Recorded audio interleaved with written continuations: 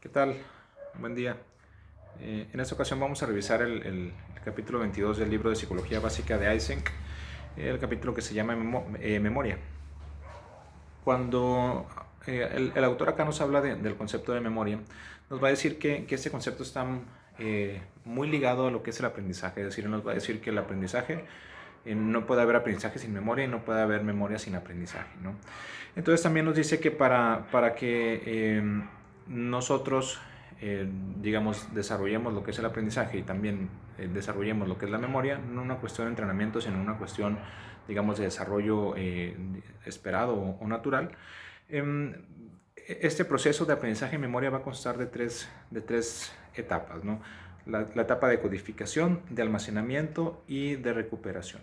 Cuando hablamos de codificación vamos a hablar de toda esa información que nosotros vamos a estar procesando, vamos a estar codificando, tal cual el nombre lo dice esta etapa, toda esa información que nos llega a través de nuestros sentidos, a través del sentido de la vista, del olfato, del gusto, del tacto, del oído, sí, de las ondas electromagnéticas, de los rayos de luz que entran a nuestros ojos, de las ondas sonoras, que son las moléculas de aire en movimiento que llegan y topan en el tímpano, ¿no? A través de nuestro oído, las moléculas químicas y físicas que llegan a nuestras fosas nasales, a nuestra, digamos, vulva olfativa y a nuestras pupilas gustativas también, y todo aquello que tiene que ver con la presión y que de alguna manera nos genera algún estímulo que tiene que ver con el tacto. Todos esos estímulos nosotros los vamos a codificar y de alguna manera lo vamos a procesar y vamos a darle un significado, es decir, lo vamos a sentir y luego a percibir, ¿no? Nos dice que posteriormente, en la siguiente etapa, que es el almacenamiento, nosotros vamos a tomar parte de esa información codificada y la vamos a almacenar en la memoria de largo plazo. Y posteriormente vamos a poder recuperarla cuando nos sea necesario, es decir, cuando nosotros vayamos a utilizar esa información, vamos a poder tener este proceso de recuperación que implica como el tener acceso a esta información que fue previamente almacenada en nuestra memoria de largo plazo.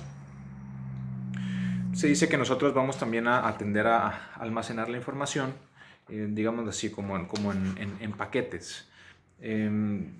Por ejemplo, cuando nosotros hablamos de todos aquellos que hemos hecho algún tipo de ejercicio o algún juego como la memoria, digamos que tiene que ver con memoramas o de aprender una lista de palabras, o cuando te dictan un número de teléfono también, que hacemos como este ejercicio de memoria, ¿no? Como de tratar de recordar los números. Se dice que más o menos nosotros vamos a tener la capacidad como de almacenar hasta 7, 8 paquetes, ¿no? A veces menos, a veces más, dependiendo también de cada persona. Por ejemplo, si nosotros se nos dice una lista de palabras, ¿no? Como viene ahí en su libro, ¿no? Como silla, mesa, leopardo, mirar, bosque, boca, jardín y agua.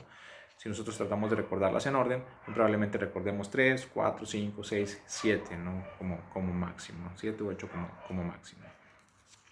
También otros conceptos interesantes son, por ejemplo, lo que significa el reconocer y lo que significa el recordar. Nosotros cuando vemos a una persona se dice que lo que reconocemos es su rostro y lo que recordamos es su nombre. Una vez cuando hacemos como el esfuerzo de tratar de recordar, es tal cual acordarnos como del nombre, de alguna vivencia que hemos tenido con esa persona. Pero antes de eso lo primero que hacemos es reconocerlo, no recordarlo. Asimismo ustedes cuando presentan un examen de esos que solemos presentar por periodo, ¿no? de evaluación, cuando ustedes presentan exámenes de opción múltiple, lo que hacen es reconocer la respuesta correcta entre las respuestas que vienen ahí, entre las opciones que vienen ahí. Y cuando, digamos, el formato es en una pregunta de respuesta abierta que ustedes tienen que desarrollarla, entonces ahí ustedes estarían tratando de recordar lo que es la información necesaria para poderla poner ahí digamos, la respuesta que les pide la pregunta como tal o el reactivo como tal.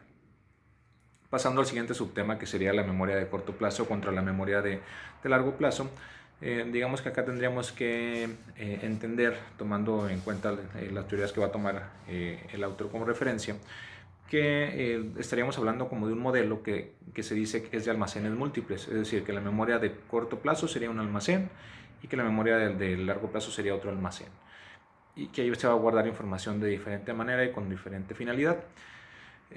También dentro de la memoria de corto plazo hay un apartado que es la memoria de trabajo, que ahorita también hablaremos específicamente de ello. Cuando hablamos de la memoria de corto plazo, vamos a entender, como decíamos ahorita, que para empezar la información que nosotros codificamos a través de nuestros sentidos, vamos a tener que almacenarla, por así decirlo, a través de paquetes o de elementos, ¿no? Como lo decíamos también hace unos minutos, ¿no? Y se dice que esta memoria de corto plazo, la información que nos llega ahí dura aproximadamente de 5 a 10 segundos. Hay autores que incluso dicen que mucho menos, que la primera información sensorial que nos llega a nuestros sentidos dura menos de un segundo, y que nosotros hacemos como un primer repaso, por así decirlo, para saber qué información es, entre comillas, importante y cuál no. Y luego posteriormente se hace como esta decisión entre qué información la tenemos que desechar y qué información vamos a procesarla en la memoria o consolidarla en la memoria de largo plazo. Entonces la memoria de corto plazo sería como esta aduana, si así lo queremos ver, o como sí, como esta primera sala o este primer almacén en donde la información sensorial que llega es como procesada y también es elegida cuál va a pasar a la memoria de largo plazo y cuál no va a pasar a la memoria de largo plazo, y de alguna manera termina por desecharse, ¿no? Por no ser útil. Cuando hablamos también de la memoria de corto plazo, vamos a hablar una de las divisiones, o una gran división de la memoria de corto plazo va a tener esta capacidad que se llama memoria de trabajo. Esta la desarrollaron, esta teoría de la memoria de trabajo la desarrollaron Baddeley y Hitch en 1974. Les cuento una anécdota que yo recuerdo.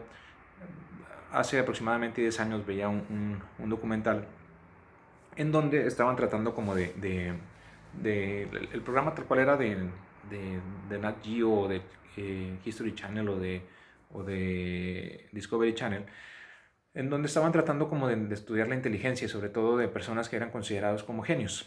Y entonces empezaron a estudiar a unas personas que dijeron, como muy destacadas en cuanto a ciertas habilidades, en ciertos oficios, en ciertas actividades como tal, y que eran consideradas, o que de alguna manera llamaban la atención por ser como muy hábiles o muy inteligentes, entre comillas, en esas actividades. El primero de los casos que recuerdo era una chica, que en ese entonces era una chica ya no de veintitantos años, pero su caso había empezado cuando ella tenía como alrededor de 3 o 4 años. Sus papás eran psicólogos o son psicólogos, y digamos que el papá estuvo como muy interesado como en tratar de estimular tempranamente a su hija como para que desarrollaran, digamos, entre comillas, el mayor potencial, lo que era su inteligencia, sus habilidades, ¿no? Cognitivas. Entonces, desde muy pequeña la empezó como a enrolar en actividades, o como en actividades artísticas, actividades académicas, actividades deportivas, como tratando de descubrir qué era lo que a ella le gustaba o a que ella le llamaba la atención, y que de alguna manera podía aprovechar como ese interés como para desarrollar también esas habilidades. Estuvo inscrita en 1000 deportes, en 1000 actividades académicas, en 1000 actividades artísticas. Y de pronto un día, como a los 6 o 7 años, en casa ahí de sus papás, ella descubre un tablero de ajedrez. Entonces le pregunta a su papá que sí, ¿qué es eso? Y su papá le dice, es un juego de mesa, se llama ajedrez. Le dice que si la puede enseñar a jugar, y él le dice que sí, que él conoce las reglas, que sí sabe jugar, pero dice, yo no soy muy bueno, la verdad, pero te puedo enseñar las reglas básicas, que yo sí me las sé, ¿no? Sí sé cómo se mueve cada una de las piezas, ¿no? Y las reglas tal cual. Entonces la empieza a enseñar, y ella se empieza a interesar mucho. ¿Y qué pasa? Que se empieza a interesar mucho y mucho, mucho. Entonces el papá se da cuenta como este interés, y la mete a clases de ajedrez. Y luego en la escuela de ajedrez le recomiendan que la empiece a meter a torneos, ¿no? Primero infantiles, y luego los ganaba muy fácil, luego juveniles, aunque estaba muy pequeña, y los ganaba muy fácil, y ya cuando estaba en la adolescencia también entra a un torneo nacional y lo gana también. Entonces fue campeona nacional de ajedrez a muy corta edad. ¿Qué pasa? Entonces a ella la proyectaban como una genio, ¿no? Del ajedrez. Y como, digamos, había sido campeona nacional, si mal no recuerdo, ella era de Rumania, la llevan a torneos internacionales. Pero ¿qué pasó? En los torneos internacionales muy pronto le ganaban. Llegaba a cierto nivel, sí pasaba ciertas etapas, pero no llegaba como a las máximas competencias. Es decir, ya cuando estaban entre comillas, también los grandes maestros del ajedrez, o los grandes genios del ajedrez, le ganaban a esta chica, ¿no? Ahí también había mujeres también, no como esa película o serie nueva de Gambito de Dama, no sé cómo le llaman, que es como mal visto que las mujeres juegan ajedrez. En aquel entonces ya no, allá no había división.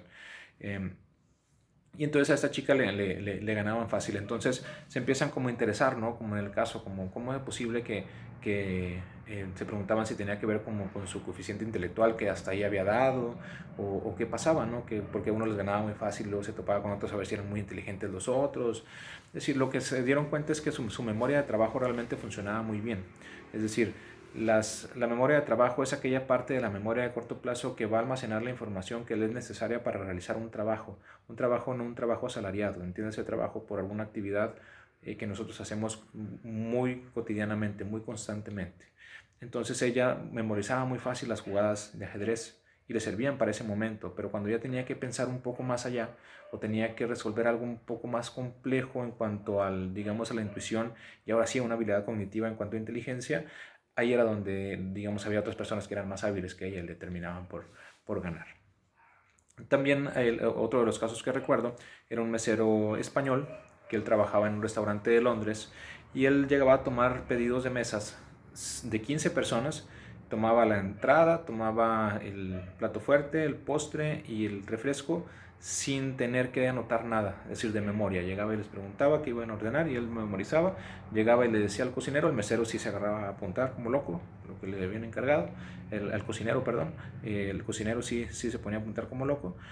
Y cuando empezaban a salir los platos que ya le llamaba el cocinero, el mesero iba y los entregaba sin decirle, como pasa aquí, ¿no? Que vamos a un restaurante y nos dicen de quién era el agua de Jamaica, de quién era el agua de fresa, de quién pidió el pollo, quién pidió la carne. Si era él no, él llegaba y repartía a cada uno sin preguntarle qué había ordenado, ¿no? Él podía recordar hasta tal cual esos 4 platillos por persona de mesas de hasta 15 personas, ¿no? Entonces hubo una persona que se empezó a interesar también como por ese caso, dijo, esta persona es muy inteligente y empezó como a aplicarle pruebas y demás. Esta persona dijo, bueno, a mí no me interesa mucho, pero está bien, colaboro con tu experimento o con tu investigación. Y se dieron cuenta también que su memoria de trabajo era muy buena. Y entonces, ¿qué pasaba? Como la memoria de trabajo es parte de la memoria de corto plazo, pasaba que cuando él salía de trabajar, pues ya no ocupaba esa información, es decir, no era relevante realmente, no tenía por qué consolidarse, ¿no? En su memoria de largo plazo. Entonces, si le preguntaban, oye, ¿te acuerdas la mesa de ayer a las 11 de la noche? ¿Te acuerdas qué pidió tal persona? O dime los platillos. Y él decía, pues no me acuerdo. Es decir, ya no le servía esa información, no era útil, sino solamente para ese momento indicado, ¿no? En ese trabajo o actividad muy específica. La memoria de trabajo va a tener 4 componentes principales. Va a tener lo que es un ejecutivo central, que este se va a encargar como del procesamiento y como controlar la atención en los estímulos. Es decir, a qué le pone atención, a qué le ponemos atención para tener esa información guardada en nuestra memoria de trabajo y utilizarla. También va a tener la parte de lo que es el bucle fonológico y este se va a encargar tal cual se llama bucle fonológico. Y como su nombre lo dice, se va a encargar en el procesamiento y almacenamiento de la información que tiene que ver con el lenguaje y con el habla, con lo que hablamos. Otro de los apartados o de los componentes de la memoria de trabajo es la agenda visoespacial. Y esta agenda visoespacial se va a encargar en el procesamiento y almacenamiento de la información que tiene que ver con la información visual y con la información espacial, es decir, cómo estamos ubicados en qué objetos o personas hay a nuestro alrededor, o cómo estamos parados, si estamos sentados, acostados, de medio lado, ¿no? Como una canción que dice así. Entonces, se dice que, por ejemplo, las personas que son invidentes o débiles visuales, pues, ¿qué va a pasar con ellas? Tienen una muy buena agenda espacial, pero no visual. Entonces ellos se ubican muy bien en lo que es el espacio. Cuando hablamos del siguiente componente hablaremos de la interfaz episódica y esta interfaz episódica, como su nombre lo dice, va a ayudar a procesar la información que tiene que ver con la información visual y espacial de la agenda visoespacial, con el bucle fonológico y también digamos, va a estar ligada a la memoria de largo plazo, que es el siguiente subtema, como para digamos, resolver situaciones que tienen que ver con episodios, es decir, con situaciones y episodios. Y entonces va a utilizar toda esa información como para resolver esas situaciones, como decíamos ahorita, en un trabajo o en una actividad cotidiana. Cuando hablamos de la memoria de largo plazo, que es el siguiente de los subtemas, digamos que con la interfaz episódica terminamos la memoria de corto plazo y la memoria de trabajo, y ahora estaremos hablando de la memoria de largo plazo. Cuando hablamos de la memoria de largo plazo, vamos a hablar, digamos, de una teoría que desarrollan Atkinson y Shiffrin, y ellos van a hablar de que existen dos grandes divisiones, que es la memoria declarativa y la memoria no declarativa. Cuando hablamos de la memoria declarativa, se dice que en esta memoria se involucra el recuerdo consciente de hechos y sucesos, y se refiere a recuerdos que pueden ser declarados o descritos por la persona. Cuando hablamos de la memoria no declarativa, como su nombre lo dice, acá no implica un recuerdo consciente, es decir, son como aquellos aprendizajes o aquella información que está en nuestra memoria, pero que no puede ser declarada, o que no ocupa tampoco ser declarada, ¿no? Como veremos ahorita en las divisiones de estas dos. Primero hablaremos de la memoria declarativa. La memoria declarativa tiene tres principales componentes, y una sería la memoria episódica, la memoria semántica y la memoria autobiográfica. Son estas tres. Cuando hablamos de la memoria episódica, se dice que la memoria episódica se utiliza en el recuerdo de hechos específicos o de episodios específicos que experimentamos en el pasado, ¿no? De recuerdos no tan relevantes o de información no tan relevante o tan significativa para nosotros. Como por ejemplo, si ustedes piensan que comieron el pasado domingo, probablemente lo puedan recordar. Si ustedes piensan que hicieron el 1 de octubre, probablemente también lo puedan recordar, y entonces está en nuestra memoria de largo plazo, en nuestra memoria episódica, en el apartado de la memoria declarativa. Cuando hablamos del siguiente del componente de la memoria declarativa, que es la memoria semántica, digamos que este sistema de memoria nos va a ayudar a procesar y almacenar la información que tiene que ver con hechos o con información muy puntual, sobre todo como de índole de cultura general o académica, ¿no? Si a ustedes les pregunto si recuerdan quién fue el primer presidente de México, obviamente lo van a saber, ¿no? Bueno, ya sé que no lo saben, que fue Guadalupe Victoria. Pero si les pregunto quién es el actual gobernador de Nuevo León, muy probablemente lo sepan, ¿no? Entonces, todos esos datos de cultura general, relevantes o no relevantes, van a ser guardados en nuestra memoria semántica, que es parte de la memoria de la memoria declarativa, de la memoria de largo plazo. Y por último, el último componente de la memoria declarativa es la memoria autobiográfica.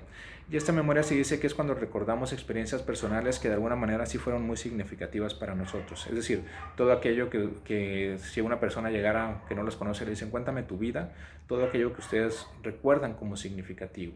O por ejemplo, si ahorita yo les digo recuerden cuándo fue su primer beso, ustedes probablemente recuerden, más allá de que haya sido grato, no grato, bueno o no bueno, lo van a recordar, ¿sí? Porque fue una experiencia en cierto modo significativa o importante para ustedes, ¿no? Cuando hablamos del otro apartado de la memoria de largo plazo, acá terminaríamos ya con la memoria declarativa, que recordemos es la autobiográfica, la semántica y la episódica. Ahora hablaremos de la memoria no declarativa. La memoria no declarativa va a hablar de dos principales como componentes o digamos dos principales actividades o acciones.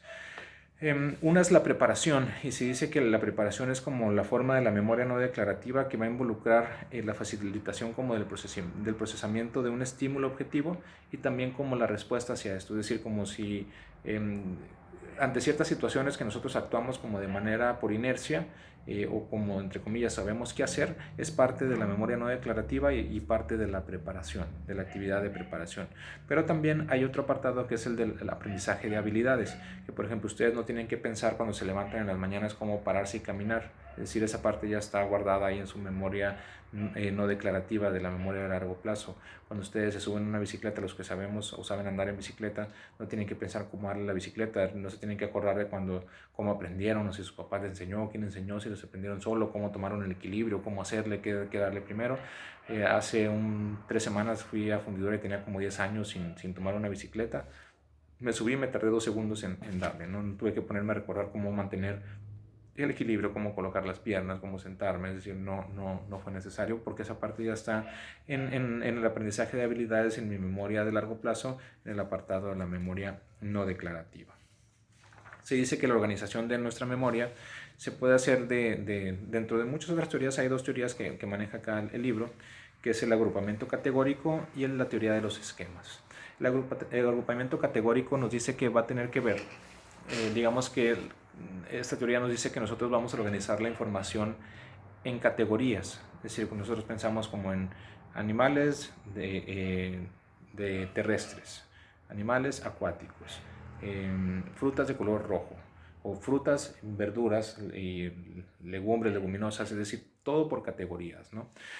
También hay otra teoría que nos dice que nosotros vamos a recordar a través de esquemas y que los esquemas, digamos, van a ser como información que nosotros vamos a colocar como a manera de cadenas que nos van a ayudar como a obtener la información relacionando un concepto con otro o una representación con otra en nuestro psiquismo, en nuestra memoria, para poder recuperarla. Por ejemplo, si nosotros pensamos en frutas de color rojo, muy probablemente vamos a pensar en una manzana, muy probablemente en fresa, y entonces todo lo que esté como agrupado en esas frutas de color rojo va a tener que ver con colores rojos, y entonces va a ser como fácil recordarlo, ¿no?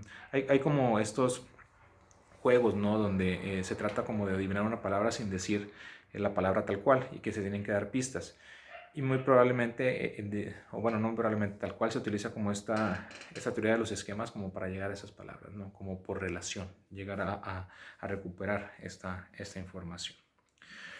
Por último, hablaremos del tema del olvido, es decir, así como la información en la memoria, que digamos es información que se almacena, también digamos puede haber información que nosotros no recordemos o que de alguna manera olvidemos, ¿no? El primero de los subtemas que habla cada concepto nos habla del concepto de represión, que el concepto de represión eh, es interesante que lo pongan acá en los olvidos porque la represión no es un olvido como tal. La represión es un concepto que nace en la teoría psicoanalítica, que tal cual fue descrito por Sigmund Freud en el texto de la represión.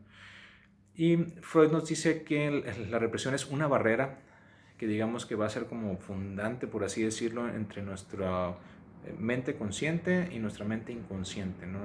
Entre nuestro consciente y nuestro inconsciente.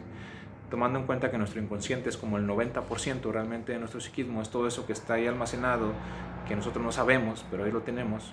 Entonces digamos que hay mucha información que está ahí, pero no está olvidada, realmente está ahí, solamente que no permite la barrera de la represión que llegue a la conciencia. ¿Por qué no lo permite? Porque de alguna manera lo siente como peligroso, como angustiante, como emocionalmente muy fuerte, y no necesariamente porque tenga que ver con cuestiones traumáticas, que también podría ir por ese índole, pero no necesariamente, y que entonces nuestro yo, la barrera de la represión siente que nuestro yo no lo toleraría, no sería tolerable, y entonces lo que hace es como reprimirlo, no olvidarlo, reprimirlo, como no permitir que pase. Y entonces los quienes trabajamos con psicoanálisis, por ejemplo, en la consulta privada, nosotros muchas veces vamos a tener, entre comillas, acceso a ese material reprimido de nuestros pacientes. Si nosotros en cierto modo lo que hacemos es ganarle terreno al inconsciente, es decir, hacer consciente lo inconsciente, y entonces muchas veces vamos a hacer consciente de eso reprimido que estaba ahí. Se dice también que es interesante que por eso, digamos, nosotros recordamos como a partir de cierta edad hacia adelante, es decir, como de los 3, 4, 5, hay quien dice tener recuerdos de los 2 años, ¿no? Pero antes de esa edad es como si no recordáramos absolutamente nada, y es porque tiene que ver con estas cuestiones de las represivas, en donde al instalarse la represión, que la represión sería como esta cuestión de, como una barrera que tiene que ver con la cuestión de la cultura, las normas sociales, las reglas que nosotros introyectamos a nuestra mente y que es inconsciente, entonces todo lo que quede fuera de eso va a estar ahí reprimido, es decir, todo lo que nosotros sentamos como que sale de esas reglas o normas sociales van a estar como, o culturales incluso va a estar ahí reprimido, ¿no? Y entonces en esos primeros años de vida, digamos que nuestras fantasías inconscientes son tal cual muy fantasiosas, entonces digamos la represión siente que eso era como muy intolerable para el psiquismo que vamos a empezar a desarrollar a partir digamos, de la resolución del complejo de Edipo las etapas del Edipo como tal, y entonces no permite que llegue a la conciencia, ¿no?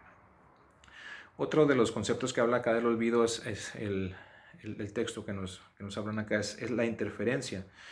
La interferencia, va a haber dos tipos de interferencia, es decir, dos tipos de interferencia por la cual nosotros podemos olvidar cosas. La interferencia nos dice que va a haber una interferencia proactiva y va a haber una interferencia retroactiva. Cuando se habla de interferencia proactiva se dice que nosotros olvidamos cosas cuando hay un aprendizaje previo que impide que nosotros aprendamos una información nueva. Por ejemplo, una persona que está estudiando, bueno, les hablo desde mi caso, ¿no? A mí no me gustaba el inglés, es decir, estaba como muy renuente a aprender idiomas y sobre todo el inglés de mi infancia y mi adolescencia. Incluso fui a clases y no iba y no me interesaba, ¿no? Llegó un punto en donde me ofrecen ya digamos, una edad adulta como los 22 años, el aprender inglés, Y me acuerdo que mi hermano también, mi papá nos ofrece como que si queremos estudiar, que él nos paga un curso, ¿no? Entonces lo hablamos y dijimos, bueno, estaría bien como ir.